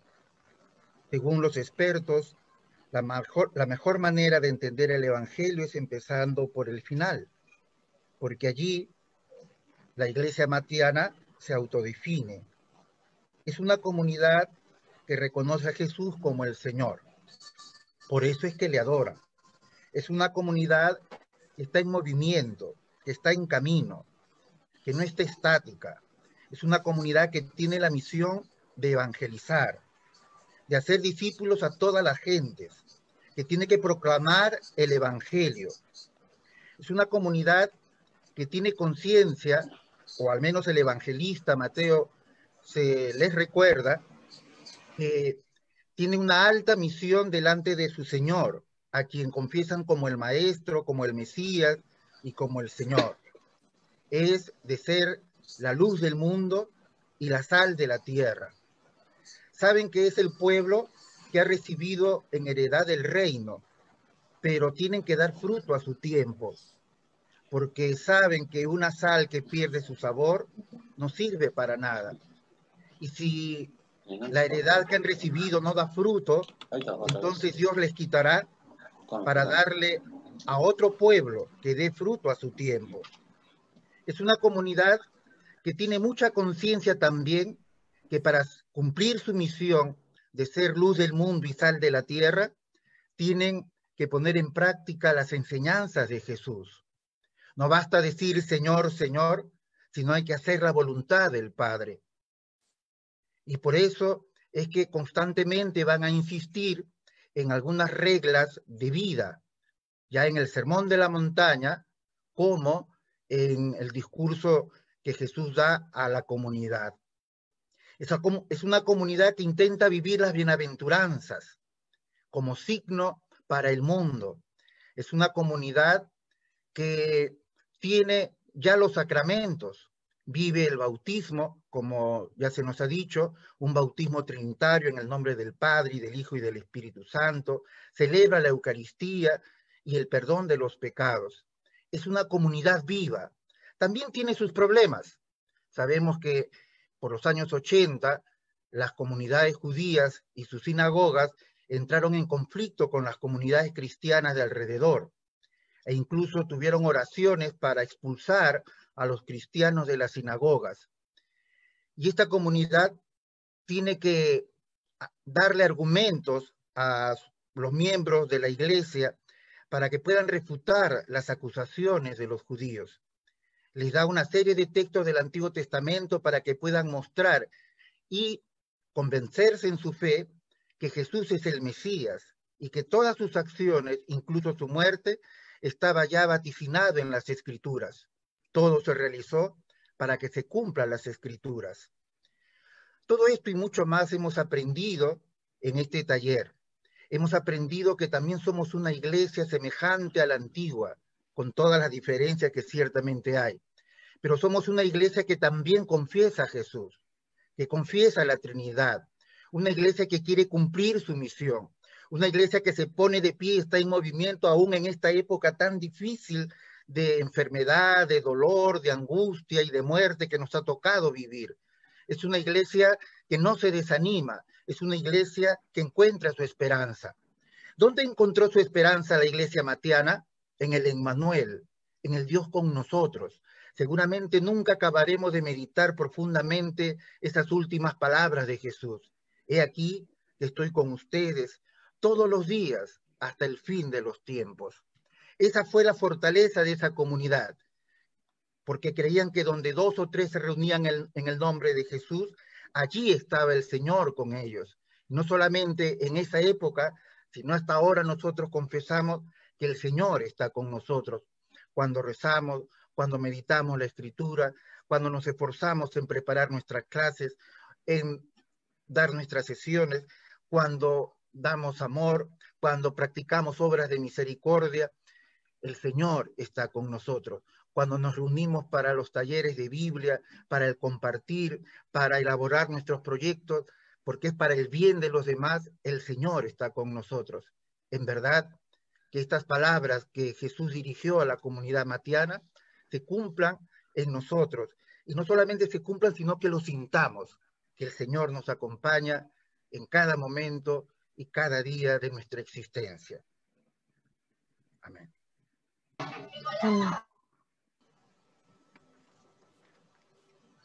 Gracias, profesor Pedro, por esta reflexión. Profesor Pedro Luyo, del Colegio Niño Jesús de Praga. Vamos ahora a escuchar la acción de gracias del Colegio de Santa Rosa de Lima y Ave María de Arequipa. Adelante, por favor. Acción de gracias. Señor misericordioso, te agradecemos por nuestra familia, la Red Educativa Santa Rosina, que ha fortalecido en nuestra labor docente el currículum evangelizador a través del estudio del Evangelio de Mateo. Gracias por nuestros equipos pastorales que han aportado lo mejor de su misterio, acompañando, animando y evaluando este proceso formativo. Gracias, Señor. Gracias por todas las inspiraciones, las oportunidades, las disponibilidades personales, las tareas y todos los recursos desplegados por las comunidades educativas de la red para ponerse en modo estudio, para beber de las fuentes bíblicas y familiarizarnos con tus enseñanzas, con tu ministerio, con tus palabras y declaraciones. Te reconocemos como el Salvador del mundo y el Mesías prometido, que habían mencionado todos los profetas. Gracias, Señor. Gracias, Señor. Señor todo compasivo, gracias por nuestro hermano dominico William Vázquez, que con sabiduría, conocimiento y gran trayectoria especializada ha conducido muy acertadamente este taller, ha gestionado y resuelto ampliamente nuestras preguntas y dudas, ha ampliado nuestras perspectivas desde diferentes ángulos y nos ha alcanzado una voz distintiva sobre tu Hijo Jesús. Gracias, Señor. Gracias, Señor. Gracias, Señor. Gracias, Señor todo misericordioso, por nuestras hermanas dominicas santarrocinas, que nos acompañan en esta gran tarea evangelizadora, por haberlas elegido y regalado la vocación religiosa. Gracias por su testimonio de búsqueda de Dios en comunidad, por sus esfuerzos, por escudriñar e interpretar el mensaje del Evangelio para ser capaces de vivirlo. Gracias, Señor. Gracias, Señor. Gracias, Señor. Jesús, gracias por este contacto con el Evangelio de Mateo, síntesis de la tradición judía y cristiana. Podemos decir que te hemos visto rezar, obrar, elegir y llamar, para que estén con Él y para enviarlos a predicar. Nos sentimos llamados y confirmados como discípulos tuyos.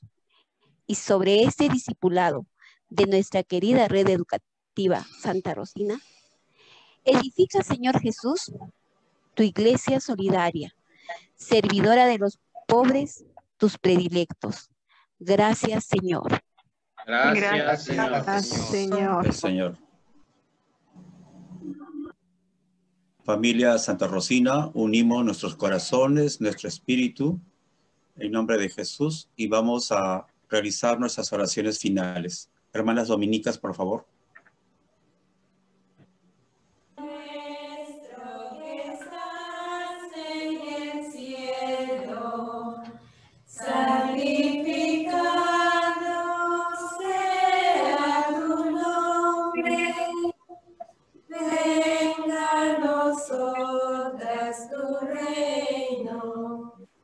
Hágase tu voluntad, tierra como en el cielo. Danos hoy nuestro pan de cada día. Perdona nuestras ofensas, como también nosotras perdonamos a los que nos ofenden. No nos dejes caer en tentación y líbranos del mal. Dios te salve María, llena Eres de gracia. El Señor es contigo. Bendita tú eres entre todas las mujeres, y bendito es el fruto de tu vientre, Jesús. Santa María, Madre de Dios, ruega por nosotros los pecadores, ahora y en la hora de nuestra muerte. Amén. Todos juntos, en nombre del Padre, del Hijo, del Espíritu Santo. Amén. Amén. Muchísimas gracias a toda la familia Santa Rosina por participar en esta oración que nos llena el espíritu de mucha alegría y mucho gozo.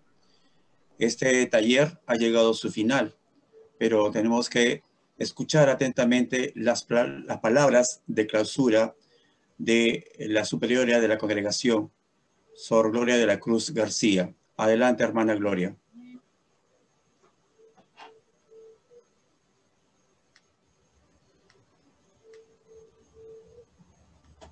Querido Padre William, nuestra congregación muy agradecida con usted, y creo que los maestros también han abierto su corazón, ese corazón agradecido, lo han expresado, usted lo ha escuchado.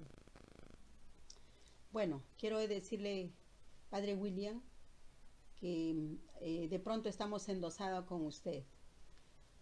Ese gran cariño que ha manifestado usted hacia la congregación, hacia la familia Santa Rosina, hacia la red, creo lo vamos a tener siempre presente.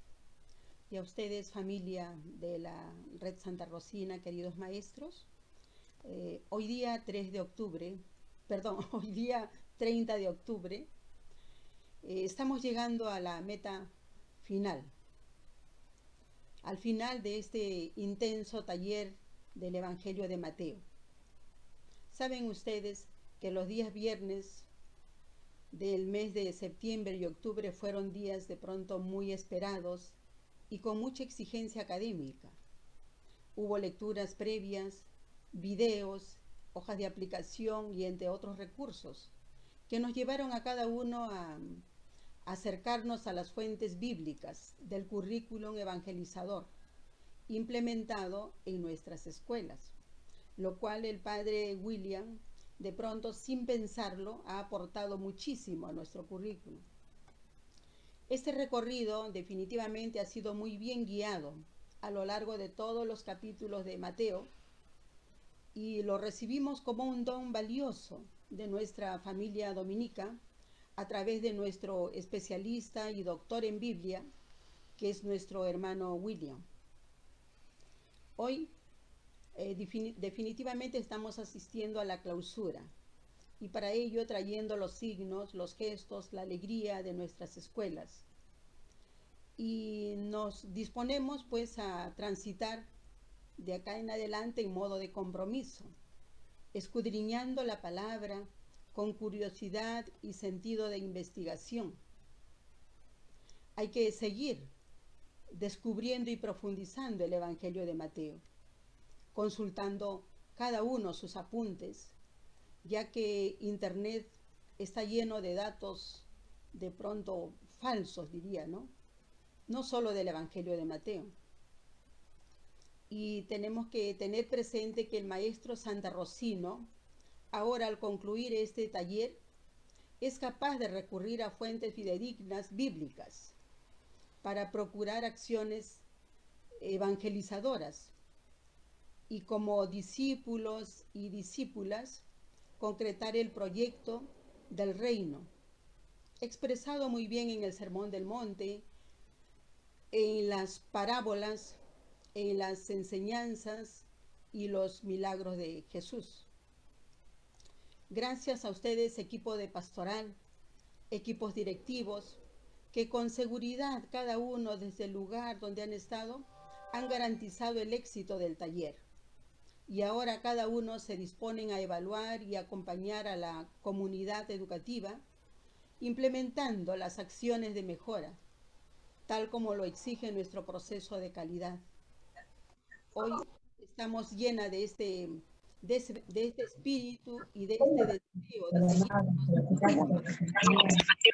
también a los otros evangelios. Así que de ello yo quiero darle gracias al Padre, nuevamente reiterar la gratitud al Padre William, también por su paciencia, por su cariño, y a cada uno de ustedes por su perseverancia. Y con esto yo quiero dar por finalizado y clausurado este taller, primer taller de Biblia. Espero que con las peticiones de ustedes podamos en adelante tener otros talleres similares que nos han hecho tanto bien ahora y aportan tanto para nuestra labor educativa. Así que Padre William, de verdad, para usted de todo corazón, muchísimas gracias. Creo que el Espíritu estuvo en usted para, bueno, inspirarnos a nosotras, acudir a usted y usted para poder decirnos un sí, ¿no? Estuvo allí a la puerta y decirnos, sí, hermanas, estoy con ustedes y voy a estar con los maestros. Gracias nuevamente y que el Señor le bendiga muchísimo, muchísimo, muchísimo, y vamos a estar siempre muy agradecidas por usted. No solo yo, no solo nosotros, porque los maestros lo han expresado, ¿verdad? Gracias nuevamente, Padre William. Fuerte las palmas virtuales para nuestra hermana superiora. Muchísimas gracias a la hermana Gloria, a todas las hermanas dominicas. Muchas gracias, Padre William, de nuevo. Nunca nos cansaremos de agradecer por todo. A todos ustedes, familia santarrocina, muchísimas gracias. Prendan sus cámaras, por favor, porque eso tiene que quedar para la historia. Nuestro primer, para vernos todos juntos. Prendamos nuestras cámaras todos para vernos y despedirnos todos juntos. No sé si se pueden hacer virtualmente las palmas para acá al costado con su compañero, a la derecha, a la izquierda. Gracias a todos por todo, muchísimas gracias, de verdad. Prendan su micrófono, digan adiós, muchas gracias. Nos vemos pronto. Muchas gracias, padre. Gracias Arequipa, gracias Cusco, gracias Juliaca, gracias Lima. Gracias. Gracias a todos. Un abrazo grande para todos. Gracias. Un abrazo, padre. Muchas gracias. Dejemos esa sonrisa para todos. Muchas gracias, padre. Gracias. Abrazos santarrocinos, abrazos santarrocinos. Gracias, abrazos. Abrazo, amigo. Gracias. Muchas gracias. Salud para todos. Gracias. Padre. Gracias, padre William. Gracias. Padre William. Exactamente, padre. Nos tenemos que volver a ver por acá. Gracias. Bye, bye. Muchas gracias. Gracias. Nos vemos. Gracias por todo. Bye, bye. Gracias a todos. Nos vemos. Gracias. Muchas gracias, Cusco, gracias Juliaca, gracias Arequipa, gracias Lima, gracias Callao. Muchísimas gracias. Gracias, padre. Muchas gracias. Muchas gracias. Muchas gracias, padre. Siempre tengan Muchas sus gracias oraciones, a padre. todos. Gracias a todos. Encomiendo sus oraciones yo también.